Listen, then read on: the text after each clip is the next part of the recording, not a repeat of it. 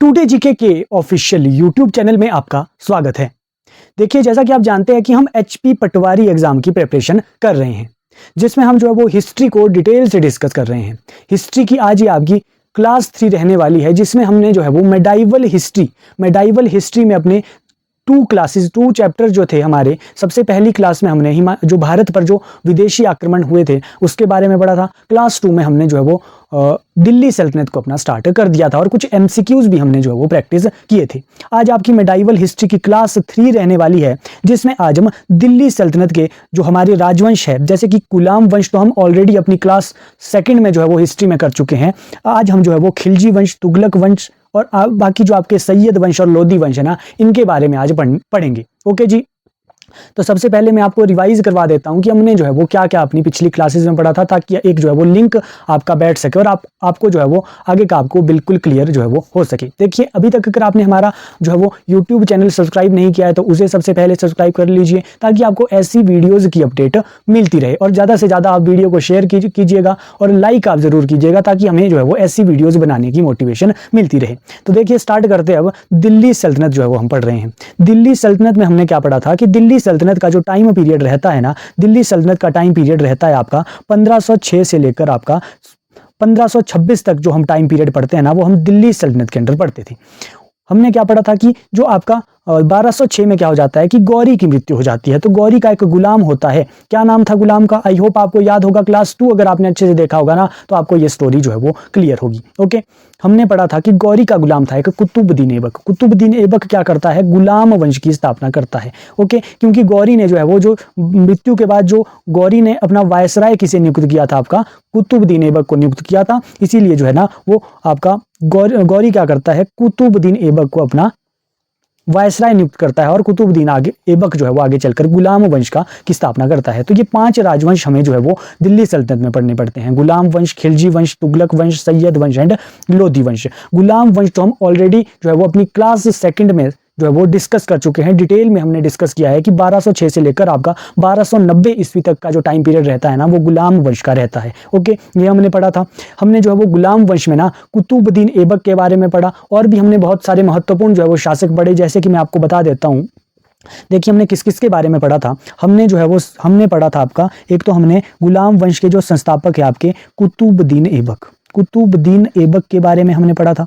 Qutubuddin Aibak detail में सभी point हमने डिस्कस किए थे, जितने भी पॉइंट इससे रिलेटेड मोस्ट इंपॉर्टेंट थे।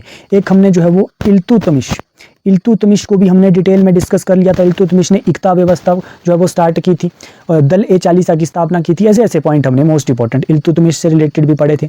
उसके बाद हमने जो है वो इल्तुतमिश की बेटी जो रजिया सुल्तान थी उसके बारे में पढ़ा। दिल्ली की प्रथम महिला शासक जो थी वो आपकी रजिया सुल्तान थी। और लास्ट में हमने बलबन के बारे में पढ़ा।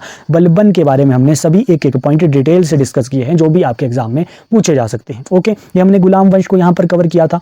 तो आज जो है ना हम खिलजी वंश से स्टार्ट करने वाले हैं। खिलजी वंश का टाइम पीरियड सबसे पहले नोट कर लीजिए, 1290 से लेकर 1320 ईस्वी। एक और पॉइंट हमने डिस्कस किया था, एक बार मैं आपको रिवाइज करवा देता हूं कि अगर आपसे पूछे कि दिल्ली सल्तनत में ना सबसे अधिक समय तक जो है वो कौन सा जो आपका वंश है वो शासन करता है, कौन से वंश जो है वो सबसे अधिक समय तक जो है वो शासन करता है, तो आपका आंसर क्या आना चाहिए? तो आपका आंसर आना चाहिए आपका तुगलक वंश। तुगलक वंश ने सबसे अधिक जो है वो रूल किया था। यहाँ पर ये पॉइंट गिवन भी है और मैंने आपको अपनी पिछली क्लासेस में कराया भी था। ओके, 94 ईयर्स तक आपका तुगलक वंश ने शासन किया था, और सबसे अधिक क्षेत्र में जो शासन किया था ना, वो भी आपके तुगलक डायनेस्टी ने ही किया था। अगर आपसे पूछे कि सबसे कम समय तक किस वंश ने शासन किया था, तो हमने पढ़ा था कि खिलजी वंश ने वो जो है वो सबसे कम समय तक जो है वो शासन किया था। और अगर आपसे क्वेश्चन बने कि दिल्ली सल्तनत का ऐसा कौन सा वंश है जिसने सबसे कम एरिया पर जो है वो आपका शासन किया था, तो आपका आंसर आएगा लोधी वंश। लोधी वंश ने जो है ना वो सबसे कम एरिया पर जो है वो अपना शासन किया था। एक क्वेश्चन और मैंने आपको बताया था कि अगर आपसे पूछे दिल्ली सल्तनत का ऐसा कौन सा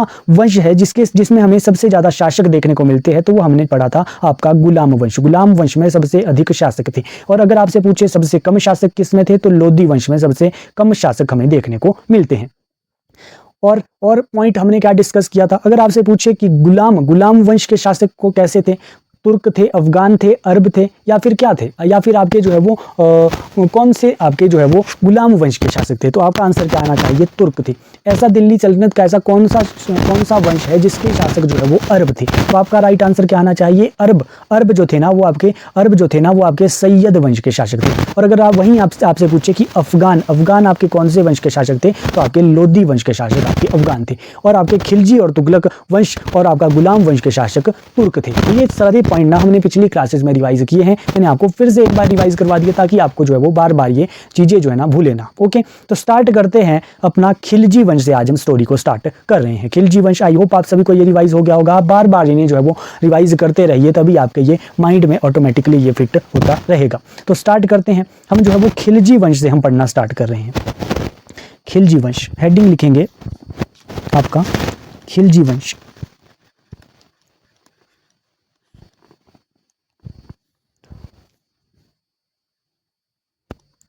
खिलजी वंश का टाइम पीरियड क्या था? खिलजी वंश का टाइम पीरियड हमने पढ़ा था आपका 1290 से लेकर 1290 ईस्वी से लेकर आपका 1320 ईस्वी तक हमने खिलजी वंश का टाइम पीरियड पढ़ा था। टाइम पीरियड आपको याद रखना है, 1210 से लेकर 1290 आपका गुलाम वंश, 1290 से लेकर 1320 ईस्वी तक आपका खिलजी वंश आता है। ओके, हमें जो है वो खिलजी वंश हमने क्या पढ़ा था? खिलजी वंश के शासक कैसे थे? तुर्क थे। क्या थे? तुर्क थे। और टोटल जो है ना वो 30 ईयर तक खिलजी वंश के रूलर्स ने जो है वो शासन दिल्ली सल्तनत में किया था। अगर आपसे पूछे कितने शासक थे, 6 आपके शासक खिलजी वंश में देखने को मिलते हैं। ओके, 6 शासक देखने को मिलते हैं। क्या हमें 6 के 6 पढ़ने हैं? नहीं, हमें जो है वो मोस्ट इंपॉर्टेंट पढ़ने होते हैं। मोस्ट इंपॉर्टेंट में आपको जो है वो प्रसिद्ध शासक मैं आपको लिखाता हूँ जिनके बारे में आपको डिटेल में पढ़ना पड़ता है और आपके एग्जाम में भी वहां से क्वेश्चन आ जाते हैं। तो प्रसिद्ध शासकों में ना हमें आपको आपका जो है वो एक जो खिलजी वंश के संस्थापक थे जलालुद्दीन खिलजी। कौन थे? जलालुद्दीन खिलजी। इनके बारे में हमें डिटेल में पता होना चाहिए। और एक आपका जो है वो अलाउद्दीन खिलजी। अलाउद्दीन खिलजी, इनके बारे में हमें खिलजी वंश में पढ़ना पड़ता है। ओके, इन दोनों के बारे में हमें खिलजी वंश के बारे में जो है वो पढ़ना पड़ता है। इनसे आपसे डिटेल में क्वेश्चन बन जाता है। क्या क्या क्वेश्चन बनेंगे वो मैं आपको एक एक करके यहाँ पर बताऊंगा। तो सबसे पहले खिलजी वंश के संस्थापक से स्टार्ट करते हैं, आपका जलालुद्दीन खिलजी। इन वीडियोस की हैंडआउट्स ना आपको टेलीग्राम पेज पर मिल जाएंगे। अभी तक टेलीग्राम चैनल जो है वो ज्वाइन नहीं किया तो टेलीग्राम वीडियो की डिस्क्रिप्शन बॉक्स में आपको उसका लिंक मिल जाएगा टेलीग्राम पेज का। वहां से आपको जो है वो इन वीडियोज की जो है वो हैंडआउट्स भी जो है वो मिल जाएंगे। स्टार्ट करते हैं जलालुद्दीन खिलजी। जलालुद्दीन खिलजी,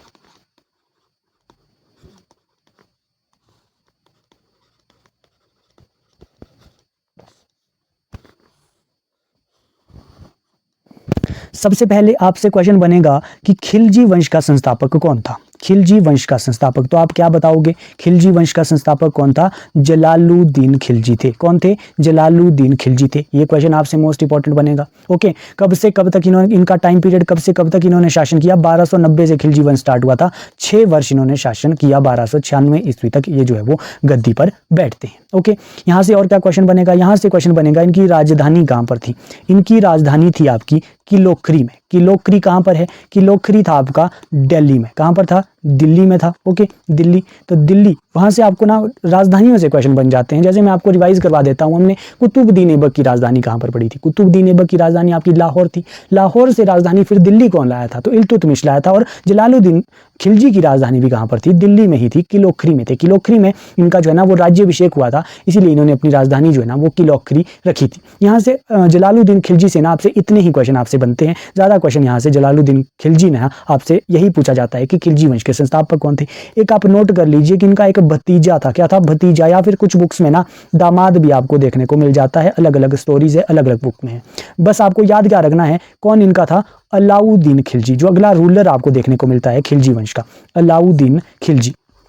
ये जलालुद्दीन खिलजी क्या करते हैं ना, इस अलाउद्दीन खिलजी को कड़ा का गवर्नर बना देते हैं। कड़ा का क्या बना देते हैं? गवर्नर बना देते हैं। कड़ा कहाँ पर है? कड़ा आपका यूपी में है। लेकिन ये अलाउद्दीन खिलजी क्या करता है ना, धोखे से इस जलालुद्दीन खिलजी की ही हत्या कर देते हैं। क्या करते हैं? ये हत्या ये कर देते हैं जलालुद्दीन खिलजी की। और हत्या जब ये कर देते हैं, कहाँ पर हत्या करते हैं? कड़ा में ही करते हैं, जहाँ का गवर्नर जलालुद्दीन खिलजी अलाउद्दीन खिलजी को जो है वो अलाउद्दीन खिलजी को बनाते हैं। वहीं पर धोखे से जो है वो अलाउद्दीन खिलजी जलालुद्दीन खिलजी की हत्या कर देते हैं और अगला रूलर कौन बन जाता है? अलाउद्दीन खिलजी बन जाता है। एक क्वेश्चन आपसे एक एग्जाम में बना था कि एक था आपका सीधी मौला। सीधी मौला एक संत था। आपसे एक एग्जाम में क्वेश्चन बना था कि सीधी मौला को ना एक सजा दी थी एक दिल्ली सल्तनत के शासक ने। क्या सजा दी थी? हाथियों के तले कुचलवा दिया था आपका सीधी मौला को। तो किस दिल्ली सल्तनत के शासक ने या फिर किस खिलजी वंश के शासक ने सीधी मौला को सजा दी थी? तो वो आपका जलालुद्दीन खिलजी था। ऐसे ही आप ये पॉइंट अपने माइंड में रखिएगा, अगर क्वेश्चन कभी बनता है तो इस तरीके से ही आपसे पूछा जाएगा। ओके जी, यहाँ से जलालुद्दीन खिलजी आपका कवर हो गया। क्या क्या हमने पॉइंट पढ़ा?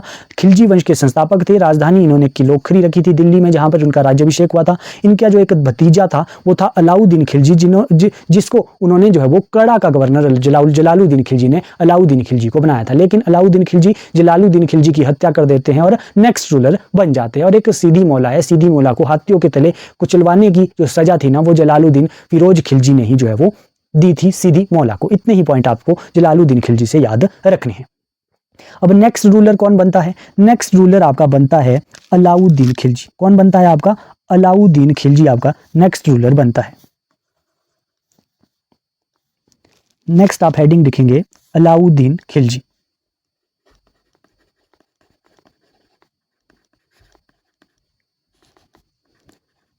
अलाउद्दीन खिलजी।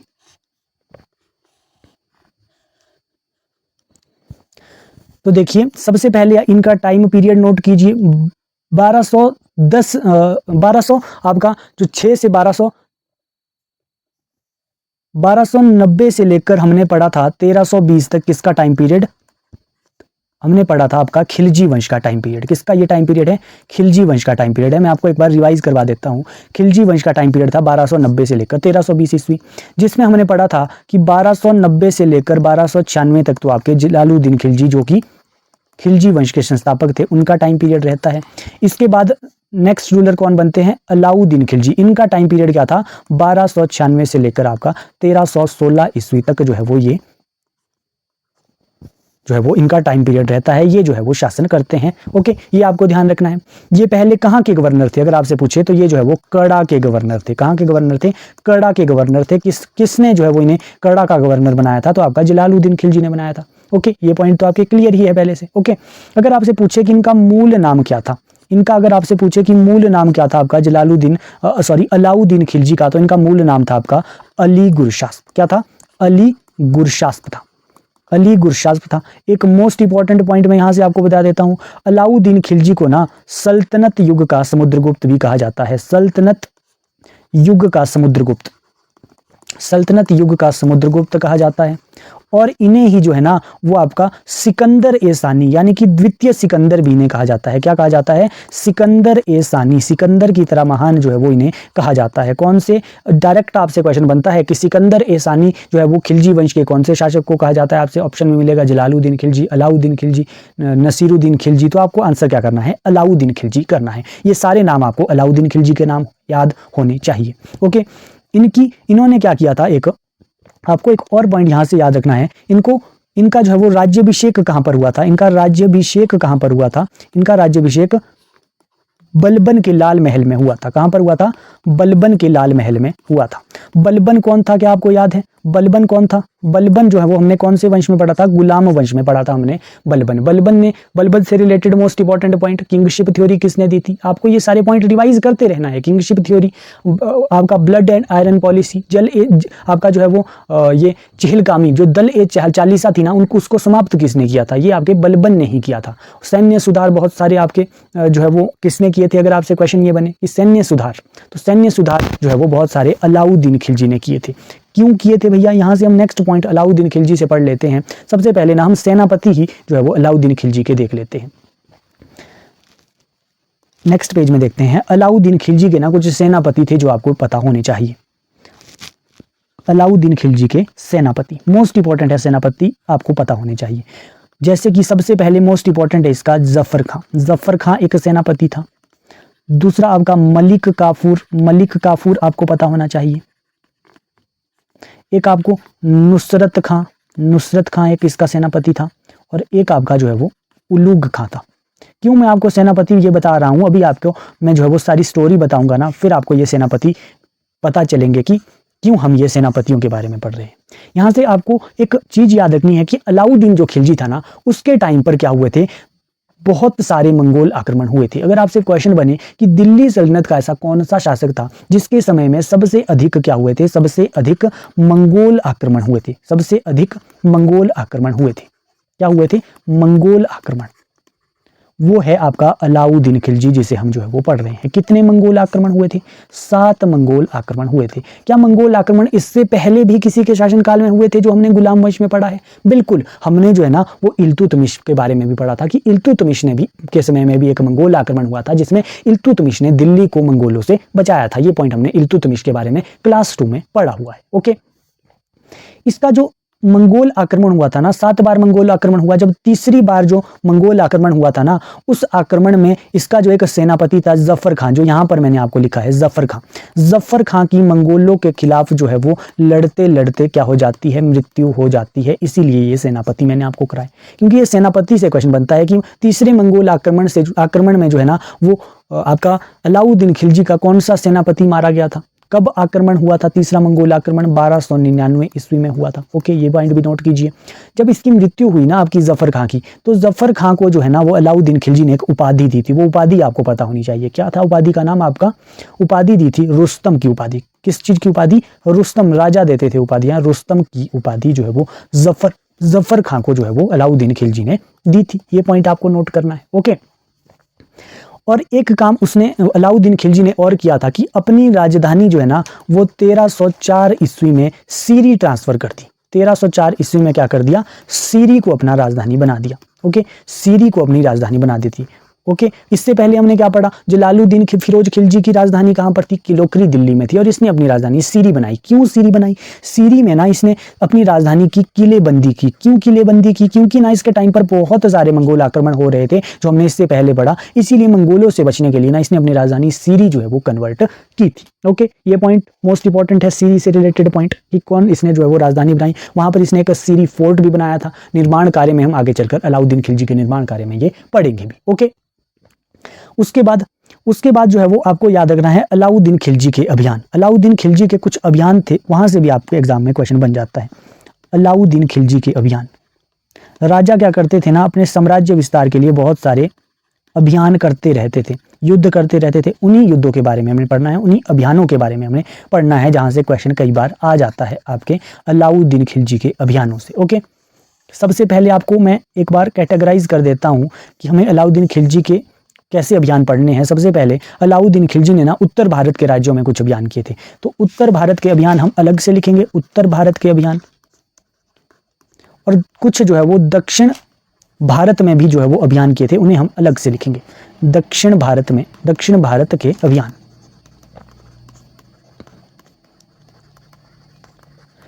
जो अलाउद्दीन खिलजी है ना वो इन अभियानों के लिए ना खुद नहीं गया था, वो जो है वो अपने सेनापतियों को जो है वो इन अभियानों के लिए भेजते हैं। आपसे क्वेश्चन बनेगा कि अलाउद्दीन खिलजी ने ना उत्तर भारत के लिए ना किस सेनापति को जो है वो उत्तर भारत के अभियान के लिए भेजा था? तो आपको आंसर आना चाहिए उल्लूग खां। इसीलिए हमने वो सेनापति पढ़े थे। यहां से आपके क्वेश्चन इस तरीके से बनता है, उल्लूग खां और नुसरत खां को उत्तर भारत अभियान के लिए अलाउद्दीन खिलजी ने भेजा था, और दक्षिण भारत के अभियान के लिए ना मलिक काफूर को जो है वो अलाउद्दीन खिलजी ने भेजा था। किसे भेजा था? मलिक काफूर को। मलिक काफूर से रिलेटेड ना एक क्वेश्चन बनता है कि मलिक काफूर को ना 1000 दिनारी भी कहा जाता है। क्या कहा जाता है? 1000 दिनारी। 1000 दिनारी इसे क्यों कहा जाता था? क्योंकि ना उस टाइम मैंने आपको बताया था राजा क्या रखते थे, गुलाम बहुत सारे रखते थे, गुलाम रखते थे। तो गुलाम जो होता था ना, तो मलिक काफूर को अलाउद्दीन खिलजी ने ना 1000 दिनारों से गुजरात से खरीदा था। 1000 दिनार उस टाइम आप समझ सकते हो कि कैश होता था उस टाइम दिनारों में। दिनार आप एक तरीके से कैश समझ सकते हो कि 1000 दिनारों में अलाउद्दीन खिलजी ने मलिक काफूर को खरीदा था।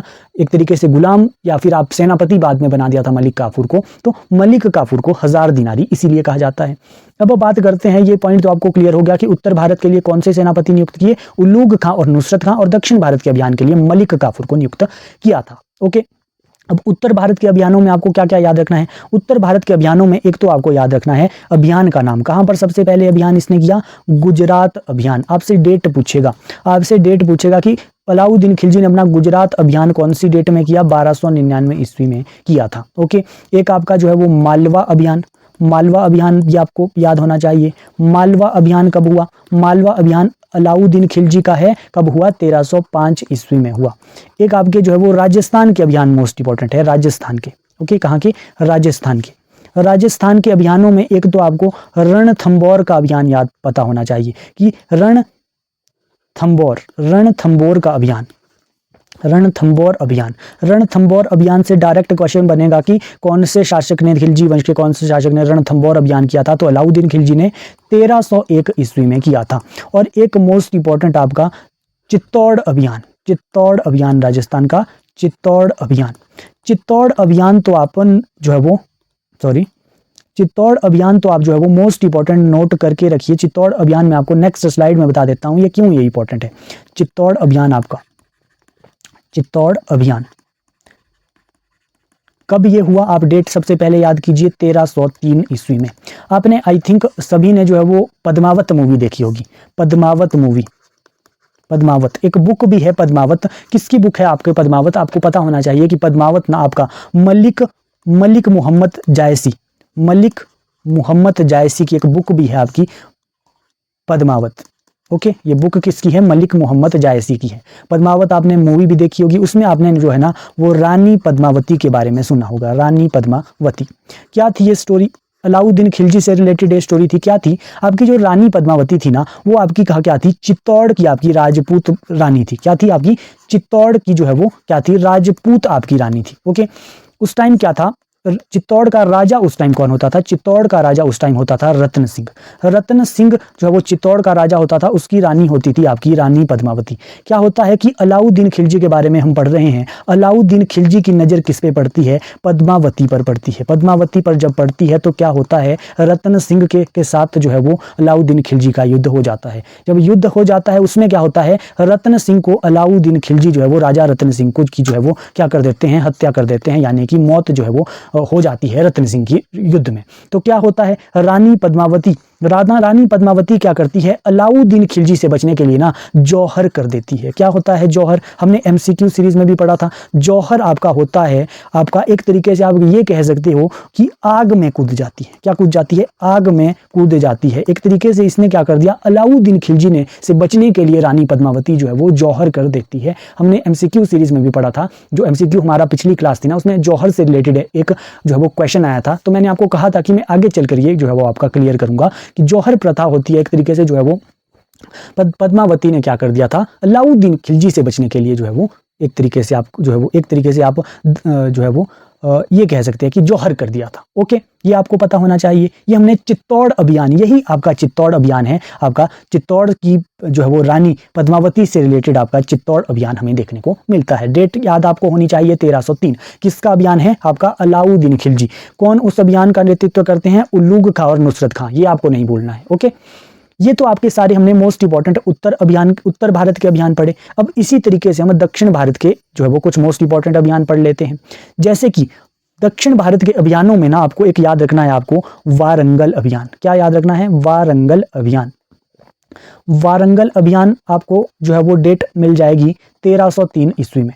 1303 ईस्वी में जब आपका चित्तौड़ अभियान होता है ना, उसी साल आपका ये वारंगल अभियान भी होता है। ये आप ध्यान में रखेंगे। एक आपका दक्षिण भारत में ना देवगिरी अभियान मोस्ट इंपॉर्टेंट है। आगे चलकर नाम देवगिरी को पढ़ेंगे भी, तो इसीलिए देवगिरी का नाम अभी नोट करके रखिए। देवगिरी अभियान ये कब होता है? इसकी डेट मोस्ट इंपॉर्टेंट है, कई एग्जाम में पूछी जाती है। 1306 ईस्वी में। किससे रिलेटेड है? अलाउद्दीन खिलजी। कौन करता है दक्षिण भारत के अभियान? मलिक काफूर करता है। ये सारे पॉइंट मोस्ट इंपॉर्टेंट रहते हैं अलाउद्दीन खिलजी से। खिलजी वंश में ना आपको मेनली अलाउद्दीन खिलजी से ही ज्यादातर क्वेश्चन बनते हैं। जलालुद्दीन खिलजी के तो हमने 2-3 पॉइंट ही पढ़े कि जलालुद्दीन खिलजी खिलजी वंश के संस्थापक थे, कि लोकरी उनकी राजधानी थी। सीधी मौला से एक रिलेटेड एक पॉइंट पढ़ा। ओके, तो अलाउद्दीन खिलजी ही खिलजी वंश में मोस्ट इंपॉर्टेंट महान शासक हुए हैं। ये आपको ध्यान रखना है। तो क्या क्या पॉइंट अभी तक हमने अलाउद्दीन खिलजी से पढ़ लिए हैं। अलाउद्दीन खिलजी का सबसे पहले जो है वो अली गुरशास्प इनका जो है वो मूल नाम था। कड़ा के ये पहले गवर्नर रह चुके थे। सल्तनत युग का समुद्रगुप्त द्वितीय सिकंदर इन्हें कहा जाता है। बलबन के लाल महल में जो है वो इनका राज्याभिषेक हुआ था, ये आप कह सकते हैं। इनके सेनापति थे जैसे जफर खां जो है वो मंगोलों के खिलाफ 1299 में तीसरे मंगोल आक्रमण में जो है वो मारा गया। इसे जो है वो रुस्तम की उपाधि आपके जो है वो अलाउद्दीन खिलजी देते हैं। अलाउद्दीन खिलजी अपनी राजधानी 1304 में सीरी बना देते हैं मंगोलों से बचने के लिए। उसके बाद हमने अलाउद्दीन खिलजी के अभियानों के बारे में तो अभी ही डिटेल में चर्चा की है। चित्तौड़ अभियान मोस्ट इंपॉर्टेंट है, 1303 का चित्तौड़ अभियान रानी पद्मावती से रिलेटेड है। अब नेक्स्ट हम पढ़ते हैं। अब हमें नेक्स्ट ना और भी कुछ इंपॉर्टेंट काम है आपके अलाउद्दीन खिलजी से, जहां से डायरेक्ट आपके एग्जाम में क्वेश्चन बन सकता है। क्या क्वेश्चन बन सकता है? एक आपके अलाउद्दीन खिलजी के ना सैन्य सुधार आपके अलाउद्दीन खिलजी ने किए थे। क्या किए थे? आपके सैन्य सुधार किए थे। सैन्य सुधार जो है वो अलाउद्दीन खिलजी ने क्यों किए थे? क्योंकि मंगोलों के बहुत सारे आक्रमण हो रहे थे। मंगोलों से बचने के लिए ना सेना को जो है वो सेना को सुदृढ़ करना बहुत मोस्ट इंपॉर्टेंट हो गया था। सबसे पहले क्या करते हैं आपके अलाउद्दीन खिलजी ना आपका एक स्थायी सेना का गठन क्या करते हैं आपके स्थायी सेना का गठन करते हैं। क्या करते हैं? स्थायी सेना का गठन कर देते हैं। अगर आपसे पूछे कि खिलजी वंश का ऐसा कौन सा रूलर था जिसने स्थायी सेना के गठन की शुरुआत की थी, तो आपके अलाउद्दीन खिलजी थे। और क्या इसने किया था? अलाउद्दीन खिलजी ने ना नगद वेतन, सैनिकों को नगद वेतन देना स्टार्ट कर दिया था। एक पॉइंट हमने और पढ़ा था। क्या पढ़ा था? कि जो आपके वेतन के बदले भूमि जो है वो कौन से शासक ने, दिल्ली सल्तनत के कौन से शासक ने देना स्टार्ट किया था? वेतन के बदले भूमि, जिसे इक्ता भी व्यवस्था भी कहते हैं, इक्ता प्रणाली भी कहते हैं। तो वो हमने शासक पढ़ा था गुलाम वंश में इल्तुतमिश। और आज हमने पढ़ लिया कि नगद वेतन देना सैनिकों को किसने स्टार्ट किया? तो वो आपके अलाउद्दीन खिलजी ने स्टार्ट कर दिया। ऐसे ही पॉइंट आपसे एग्जाम में बनते भी है। ओके, और क्वेश्चन, और क्या सैन्य सुधार जो है वो अलाउद्दीन खिलजी ने किया? एक अलाउद्दीन खिलजी ने ना, आजकल आप रील्स में भी देखते होंगे, स्पाई यानी कि आपका जासूसी प्रणाली। आजकल स्पाई जो ट्रेंड चला है ना, इससे पहले जो है ना, ये अलाउद्दीन खिलजी ने ये इस समय जो है वो स्टार्ट कर दिया था आपका जासूस रखना। जासूस प्रणाली अगर आपसे पूछे दिल्ली सल्तनत या फिर खिलजी वंश का ऐसा कौन सा शासक था? अलाउद्दीन खिलजी ऐसा शासक था जिसने जासूसी प्रणाली की शुरुआत कर दी थी। और एक मोस्ट इंपॉर्टेंट काम किया था अलाउद्दीन खिलजी ने, हुलिया लिखने की प्रथा। हुलिया क्या है? एक तरीके से हुलिया यानी कि स्केच आप कह सकते हो। स्केच क्यों बनवाए? स्केच लिखने की प्रणाली। स्केच लिखने की प्रणाली से मतलब है कि अगर किसी भी व्यक्ति पर संदेह होता है कि ये क्या है, ये हमारा दुश्मन है, तो हम जो है वो स्केच बनाने की शुरुआत जो है वो अलाउद्दीन खिलजी ने कर दी थी, ताकि जो है वो जो मंगोल थे उनको जो है वो पहचान सके आपका अलाउद्दीन खिलजी। और एक क्वेश्चन और आता है, घोड़ा दागने की प्रथा। घोड़ा दागने का मतलब है, घोड़ा दागने का अर्थ है, यानी कि दागने का अर्थ है स्टैंप एक तरीके से, ताकि अलाउद्दीन खिलजी अपनी सेना के घोड़े की पहचान हो सके कि ये घोड़ा जो है वो किसका है। ये एक तरीके से आप घोड़ा दागने की प्रथा की शुरुआत किसने कर दी थी? ये आपके अलाउद्दीन खिलजी ने जो है वो की थी। आपसे डायरेक्ट ये क्वेश्चन बनेंगे कि खिलजी वंश का ऐसा कौन सा शासक था जिसने मंगोलों से बचने के लिए बहुत सारे सैन्य सुधार किए? तो ये आपके अलाउद्दीन खिलजी ने किए। एक आपका जमीन मापने का वैज्ञानिक तरीका, साइंटिफिक मेथड, ये आपका अलाउद्दीन खिलजी ने ये बहुत सारे ये काम किए थे। ओके जी, अब हम अलाउद्दीन खिलजी से रिलेटेड ना मोस्ट इंपॉर्टेंट निर्माण कार्य पढ़ लेते हैं कि क्या क्या निर्माण कार्य आपके अलाउद्दीन खिलजी ने किए थे। निर्माण कार्य जैसे कि हमने पढ़ा कुतुबुद्दीन ऐबक ने क्या क्या बनाया था। क्या आपको याद है? हमने पिछली अपनी फर्स्ट क्लास में पढ़ा था। अब हमने पढ़ा था कि कुतुबुद्दीन ऐबक ने एक तो आपका कुतुब मीनार की नींव रखी थी, और क्या बनाया था? अढ़ाई दिन का झोपड़ा आपका कुतुबुद्दीन ऐबक ने बनाया था। और आपका कुतुबुद्दीन ऐबक ने ना एक कुव्वत उल मस्जिद भी एक जो है वो दिल्ली में जो है वो कुतुबुद्दीन ऐबक बनाते हैं। वैसे ही आपका इल्तुतमिश आता है। इल्तुतमिश अतारकिन का दरवाजा बनाते हैं, कुतुब मीनार का निर्माण कार्य को पूरा करते हैं, बहुत सारे मदरसे मकबरे बनाते हैं। इसीलिए मकबरा निर्माण का जनक है ना, इल्तुतमिश को कहा जाता है। वैसे ही हम जो पढ़ेंगे ना, अब अलाउद्दीन खिलजी ने क्या क्या बनाया। अलाउद्दीन खिलजी ने सबसे पहले आपको याद रखना है, अलाउद्दीन खिलजी ने अलाई दरवाजा बनाया था। क्या बनाया था? अलाई दरवाजा। अतारकिन का नहीं, अतारकिन का तो आपका इल्तुतमिश ने बनाया था। आपका अलाई दरवाजा जो है वो आपका अलाउद्दीन खिलजी ने बनाया था। और आपका हौज खास आपसे पूछे, हौज खास जो है वो, ये भी जो है वो अलाउद्दीन खिलजी ने बनाया था। और सीरी फोर्ट, सीरी में तो जो राजधानी भी अलाउद्दीन खिलजी ले गए थे 1304 ईस्वी में, तो सीरी फोर्ट आपसे पूछे, ये भी आपका अलाउद्दीन खिलजी ने बनाया था। और जामा मस्जिद का निर्माण भी आपका अलाउद्दीन खिलजी करते हैं। तो ये सारे निर्माण कार्य आपको अलाउद्दीन खिलजी से रिलेटेड याद रखने हैं। एक अलाउद्दीन खिलजी के जो है वो दरबार में ना एक कवि भी रहता था। कवि, क्या नाम था? आपसे कवि भी पूछा जाता है। कवि आपका कौन था? अमीर खुसरो। कौन था? अमीर खुसरो और एक हसन दहलवी। हसन दहलवी, ये दो कवि जो है ना अलाउद्दीन खिलजी के दरबार में ये दोनों कवि जो है वो रहते थे। अमीर खुसरो को जो है ना वो तोता ए हिंद भी कहा जाता है। डायरेक्टली एग्जाम में क्वेश्चन बनेगा कि तोता ए हिंद किसे कहा जाता है। अमीर खुसरो को कहा जाता था, अलाउद्दीन खिलजी के दरबार में ये रहता था। इससे जो है वो सितार का आविष्कारक भी कहा जाता है। किसे कहा जाता है? सितार का आविष्कारक आपका अमीर खुसरो को कहा जाता है। ध्यान में ये बातें रखेंगे। ये सारी चीजें जो है वो हो गई। और बहुत सारे विभाग भी अलाउद्दीन खिलजी ने बनाए थे। कौन कौन से विभाग बनाए थे वो भी मैं आपको बता देता हूं। ऐसा कोई भी पॉइंट नहीं है जो यहाँ से छूटने वाला है और आपके एग्जाम में जो पूछा जाएगा ना, सभी को हम यहाँ पर कवर कर रहे हैं। सबसे पहले कुछ विभाग अब देख लेते हैं जो अलाउद्दीन खिलजी ने बनाए थे। एक विभाग आपसे पूछा जाएगा दीवान ए मुस्तखराज। क्या नाम है? दीवान ए मुस्तखराज। ये क्या था? एक मुस्तखराज, ये एक जो है वो कर वसूलने का एक विभाग था। ये किसने बनाया था? ये आपका अलाउद्दीन खिलजी ने बनाया था। और आपसे बाजार से रिलेटेड कुछ विभाग बनाए थे, जैसे कि आपका दीवान ए रियासत आपको बोले, दीवान ए रियासत, अगर आपको बोले दीवान ए मंडी, या फिर यहाँ से शहना ए मंडी कहते हैं, या फिर बरीद ए मंडी, अगर ऐसे आपसे पूछे ना तो ये किसने ये विभाग बनाए थे? ये आपके अलाउद्दीन खिलजी ने ये जो है वो विभाग बनाए थे बाजार से रिलेटेड। तो ये सारी चीजें हमने अलाउद्दीन खिलजी के बारे में पढ़ लिया। जो भी क्वेश्चन यहाँ से अलाउद्दीन खिलजी से रिलेटेड बन सकता था ये सारा हमने यहाँ से डिस्कस कर लिया है। एक लास्ट पॉइंट आप खिलजी वंश से याद रखेंगे कि खिलजी वंश के अंतिम रूलर कौन थे, खिलजी वंश के अंतिम शासक कौन थे। हमने जो है वो संस्थापक कौन पढ़े थे? संस्थापक तो हमने जो है वो जलालुद्दीन खिलजी के बारे में पढ़ा था, और अंतिम शासक थे नसीरुद्दीन खिलजी। कौन थे? नसीरुद्दीन खिलजी थे। ये आपको याद होना चाहिए, नसीरुद्दीन खिलजी। तो ये हमारा खिलजी वंश जो है वो आज कंप्लीट हो जाता है। इसमें हमने 3 जो है वो मेन रूलर की बात की। सबसे पहले आपका हमने जलालुद्दीन खिलजी जो इसके संस्थापक थे, अलाउद्दीन खिलजी को हमने डिटेल में बहुत सारे पॉइंट पढ़े। इसके अभियान से क्वेश्चन जो है वो कई बार बनता है। तो ये सारे पॉइंट आपको अलाउद्दीन खिलजी से याद रखने। और अंतिम शासक खिलजी वंश का कौन था? नसीरुद्दीन खिलजी था। ओके, यहां से हमने इतना खिलजी वंश से कवर आज कर लिया है। नेक्स्ट अब कौन सा वंश हमने पढ़ लिया? एक हमने गुलाम वंश पहला पढ़ लिया। गुलाम वंश के शासक कौन थे? तुर्क थे, याद करके रखेंगे। उसके बाद हमने खिलजी वंश भी जो है वो आज कंप्लीट कर दिया है, खिलजी वंश। अब नेक्स्ट जो वंश आता है कौन सा आएगा? तुगलक वंश। अब हम तुगलक वंश के बारे में पढ़ने वाले हैं। तुगलक वंश टाइम पीरियड क्लियर रखिएगा। टाइम पीरियड आपका जो है वो गुलाम वंश का टाइम पीरियड क्या था? गुलाम वंश का आपका टाइम पीरियड रहता है, आपका गुलाम वंश का टाइम पीरियड रहता है 1206 से लेकर 1290 तक। लिख लीजिए 1206 से लेकर 1290 तक।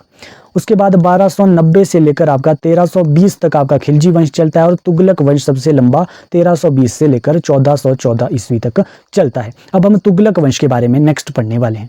तो स्टार्ट करते हैं तुगलक वंश को। तुगलक वंश, तुगलक वंश का टाइम पीरियड अभी मैंने आपको बताया, क्या बताया?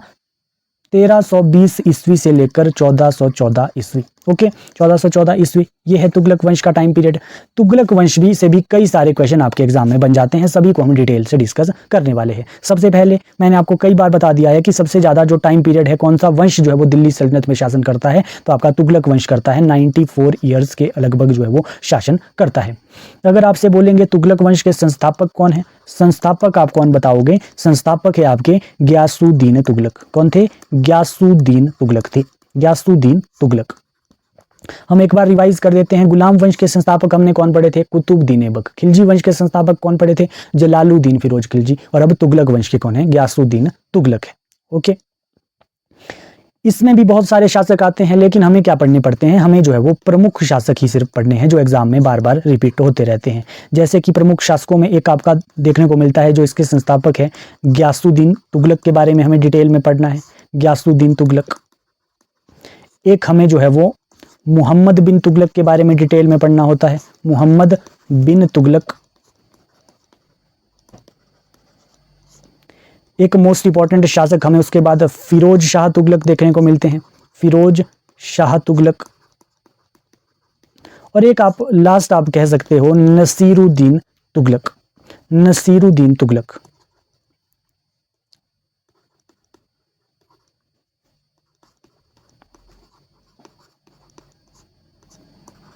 नसीरुद्दीन तुगलक। तो ये 4 शासक हमें मेनली तुगलक वंश में पढ़ने हैं। तो स्टार्ट करते हैं आपका गयासुद्दीन तुगलक से। गयासुद्दीन तुगलक जितने भी मैं आपको पॉइंट बता रहा हूँ ना, ये सभी स्टार लाइनर है। आपके एग्जाम में कोई भी पॉइंट आपसे इसमें पूछा जा सकता है। गयासुद्दीन तुगलक से स्टार्ट हम कर रहे हैं।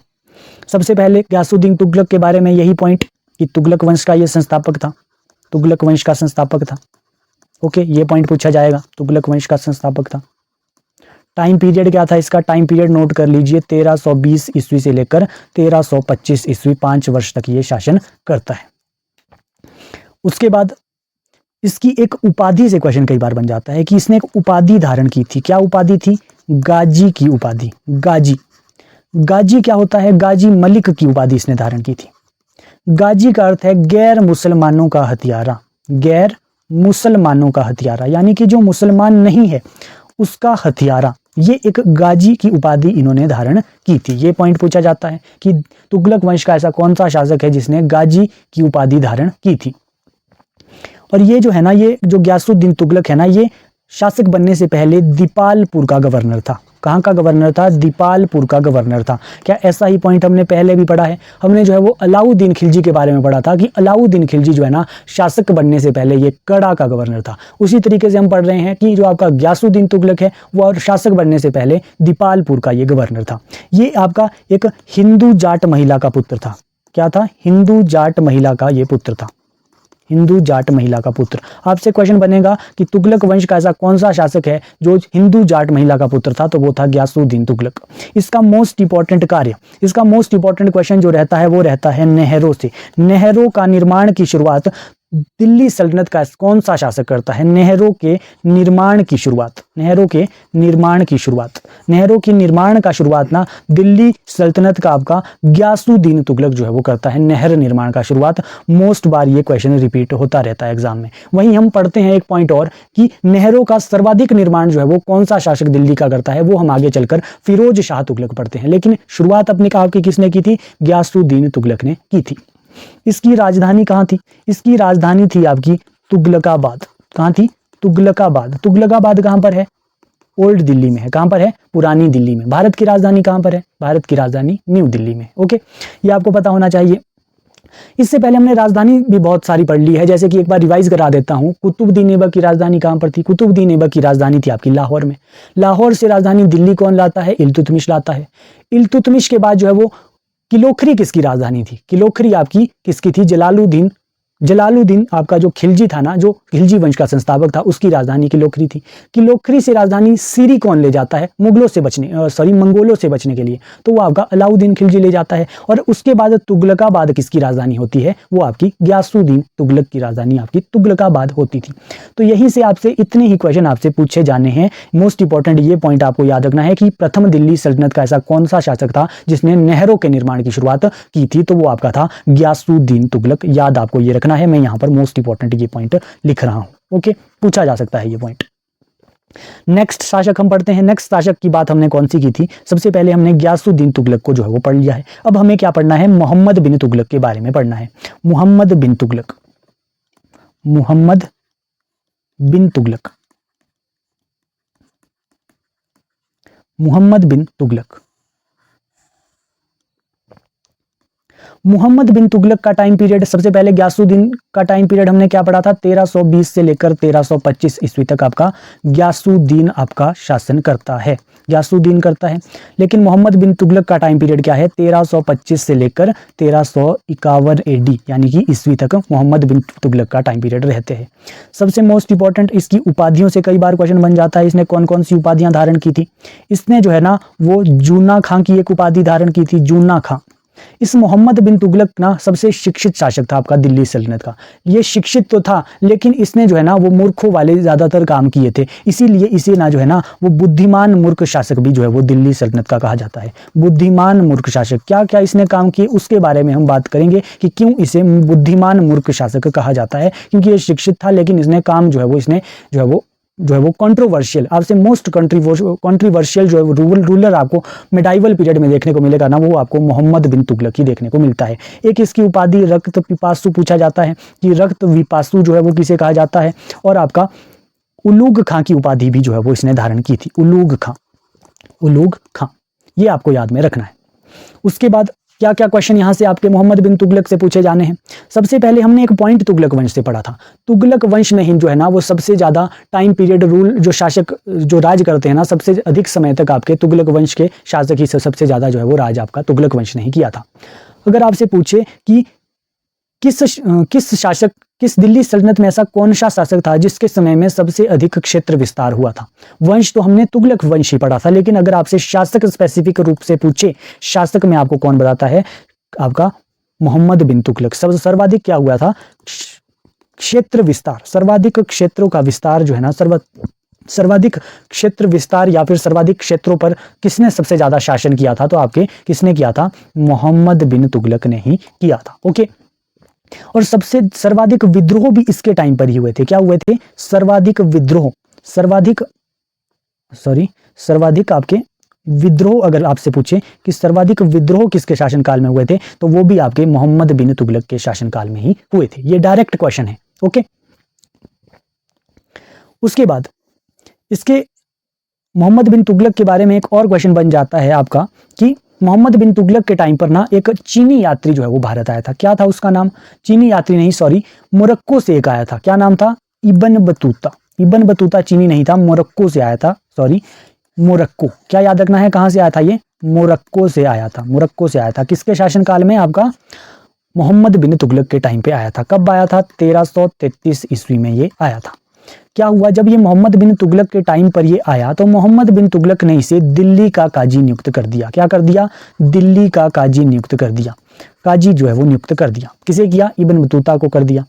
और मोहम्मद बिन तुगलक ने ना इब्न बतूता को अपना राजदूत बनाकर चीन भेजा था। ये आपको ध्यान रखना है। किसे भेजा था, इब्न बतूता को जो है वो, इब्न बतूता को कहां भेजा था, चीन भेजा था राजदूत बनाकर, चीन भेजा राजदूत बनाकर। ओके, ये पॉइंट आपको ध्यान में होना चाहिए।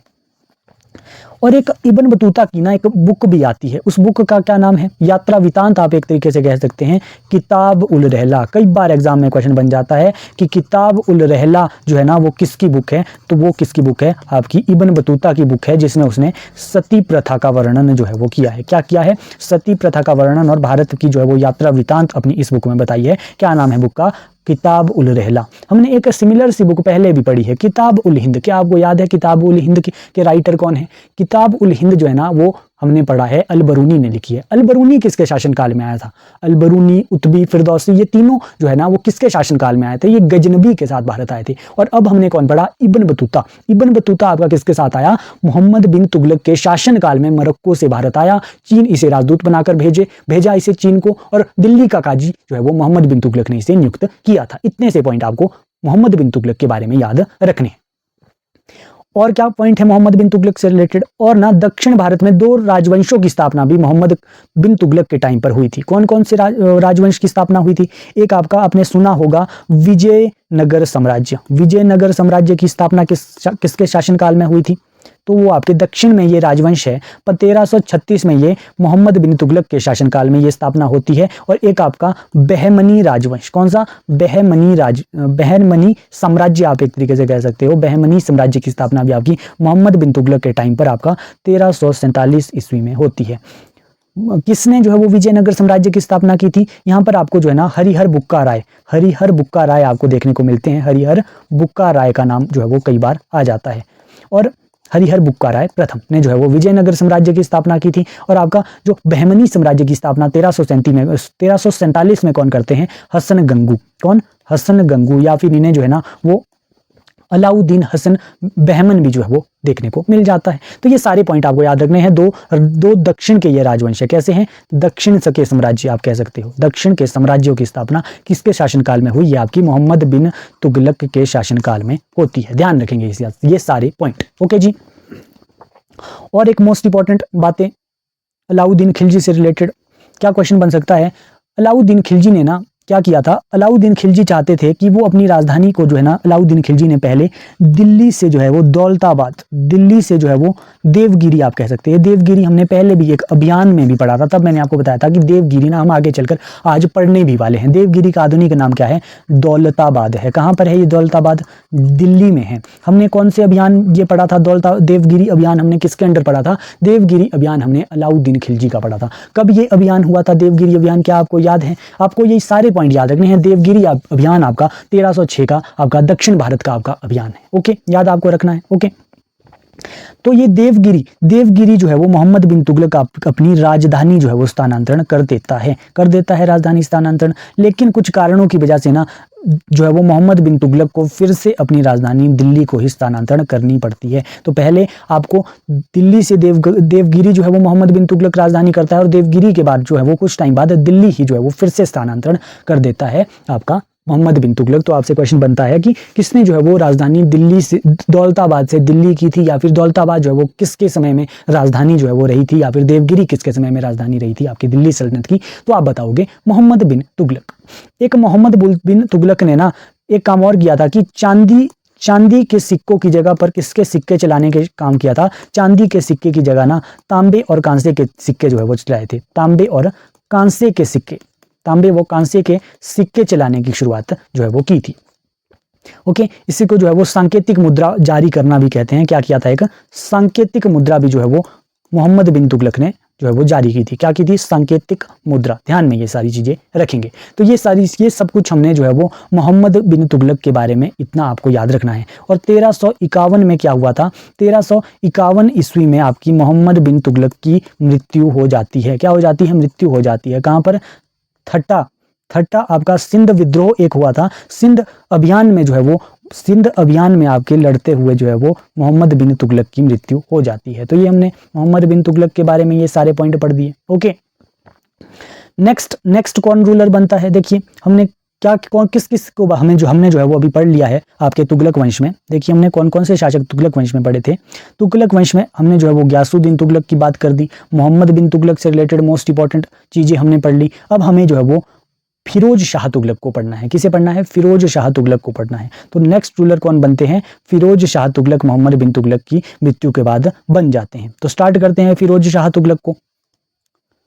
तो फिरोज शाह तुगलक को अब हम स्टार्ट कर रहे हैं। फिरोज शाह तुगलक का टाइम पीरियड क्या था, फिरोज शाह तुगलक का टाइम पीरियड है 1351 से लेकर 1388। एक बार मैं आपको रिवाइज करवा देता हूं। देखिए सबसे पहले तुगलक वंश में हमने जो है वो किससे पढ़ा, गयासुद्दीन को पढ़ा। किससे पढ़ा, गयासुद्दीन तुगलक को पढ़ा। गयासुद्दीन तुगलक का टाइम पीरियड 1320 से लेकर आपका 1325 ईस्वी। 1320 से लेकर 1325 ईस्वी आपका गयासुद्दीन तुगलक का टाइम पीरियड है।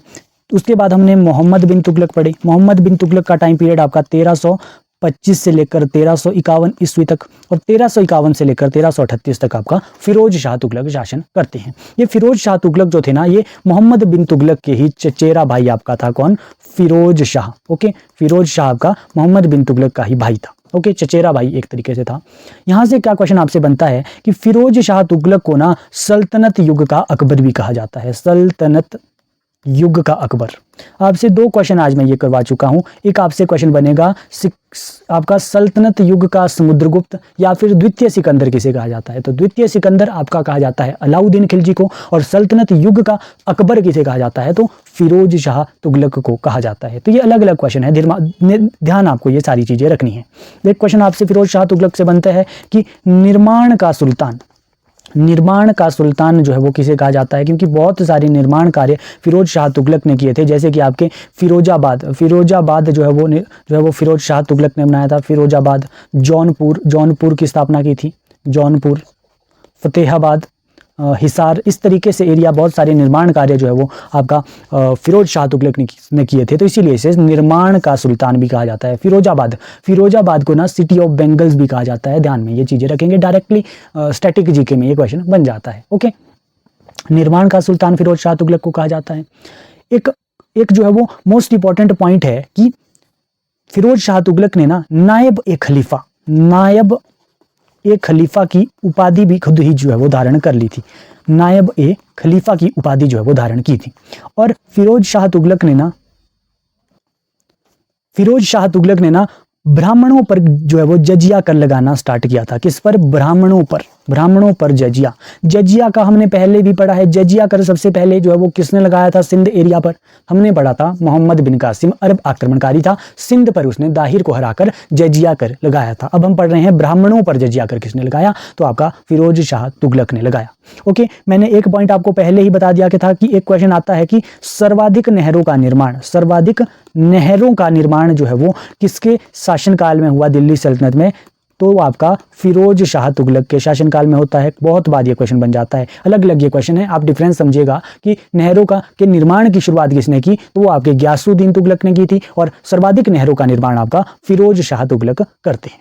ओके, और क्या क्वेश्चन बनता है? फिरोज शाह तुगलक ने ना एक सिंचाई कर भी जो है वो लगाया था। क्या लगाया था? सिंचाई कर जो है वो लागू किया था, सिंचाई कर, जिसे जो है वो हब ए शर्ब भी कहते हैं। क्या कहते हैं? हब ए शर्ब के नाम से जिसे जाना गया। ओके, तो फादर ऑफ, अगर आपसे पूछे फादर ऑफ इरिगेशन डिपार्टमेंट कौन सा है आपका दिल्ली सल्तनत का शासक? तो फिरोज शाह तुगलक ही आप बताएंगे, क्योंकि इसने नहरों से रिलेटेड काम किया, सिंचाई कर इसने लागू किया, तो इसी जो है वो फादर ऑफ इरिगेशन डिपार्टमेंट भी कहते हैं। ओके, एक और पॉइंट यहां से आप नोट कीजिए, जो ये फिरोज शाह तुगलक था ना, इसके बहुत सारे गुलाम थे। कहा जाता है ना इसे, ये गुलामों का इतना शौक रखता था कि इसके कहा जाता है कि 1,80,000 इसके गुलाम थे। 1,80,000 इसके गुलाम थे।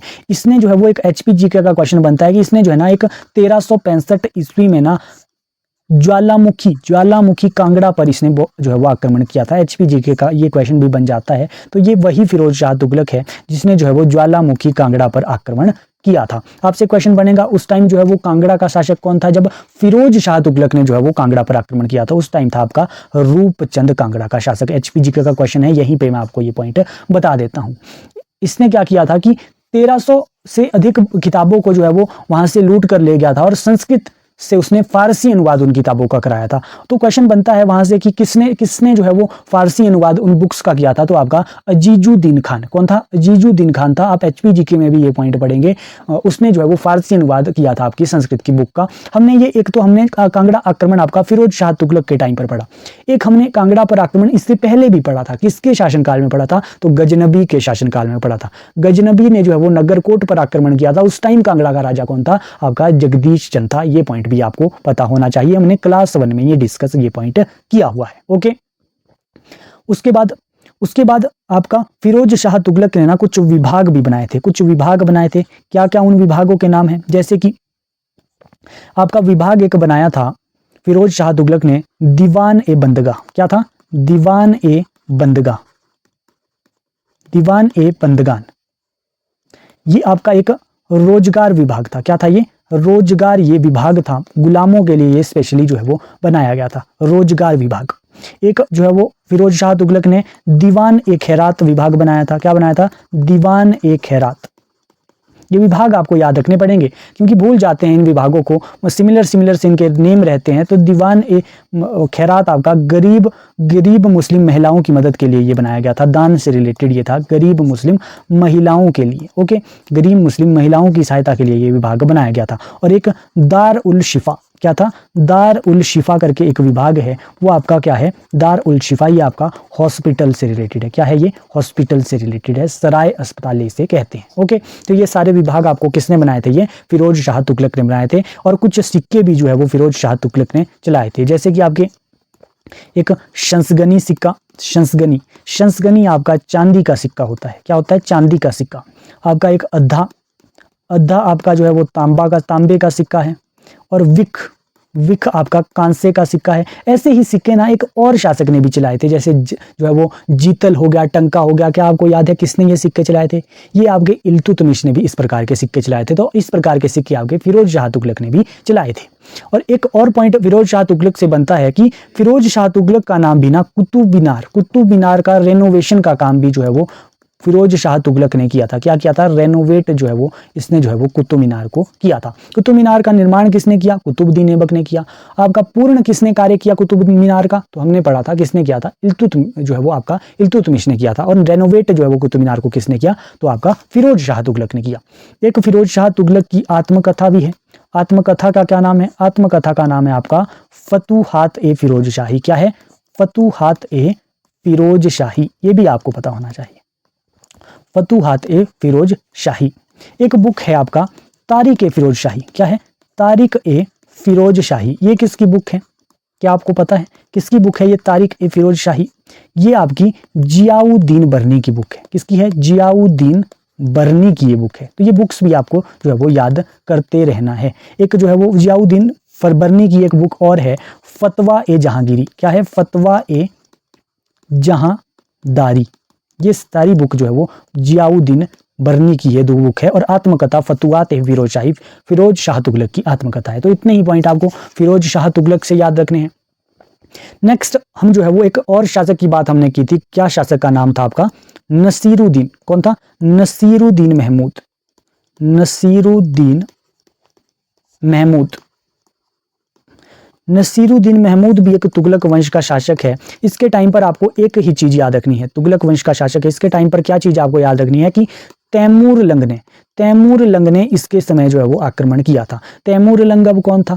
तैमूर लंग ना फारस का चगताई तुर्क था। क्या था? फारस का चगताई तुर्क था। इसने जो है वो भारत पर आक्रमण किया। आप सिर्फ इतना सा पॉइंट इससे याद रखिएगा कि तैमूर लंग ने किसके शासनकाल में भारत पर आक्रमण किया? तो तुगलक वंश के नसीरुद्दीन महमूद के समय में जो है वो भारत में आक्रमण किया। 15 दिन देश तक ये जो है वो टोटल भारत में रहा था। और इसने जो है वो खैबर दर्रे से ये भारत आया था। बस ज़्यादा यहाँ से यही क्वेश्चन बनता है कि तैमूर लंग किसके टाइम पर जो है वो भारत आया था। ये पॉइंट है। ओके, तो ये आज हमने जो है वो आपका खिलजी वंश और तुगलक वंश को जो है वो कंप्लीट कर लिया है। इसके बाद हमारे दो वंश और बचते हैं, सैयद वंश और लोधी वंश। वो आपके एक दो आपके उसमें शासक हमें पढ़ने होते हैं ज़्यादा, उसमें जो है वो हमें पढ़ने की मोस्ट ज़्यादा एक दो शासक हमें उससे रिलेटेड पढ़ने हैं। और हमें जो है वो नेक्स्ट क्लास में हम इस दिल्ली सल्तनत से रिलेटेड MCQ आपके लिए लाएंगे, ताकि आपकी जो है वो हमने जो कंसेप्ट पढ़ा है, आपने जो है वो कितना कंसेप्ट यहाँ से सीखा है, कितना आपको याद है, ताकि आपको जो है वो यहाँ से ये पता चल सके। तो आपको क्या करना है, पिछला आपको रिवाइज करते रहना है। जो भी मैं आपको पॉइंट बता रहा हूँ ना, मोस्ट इंपॉर्टेंट है।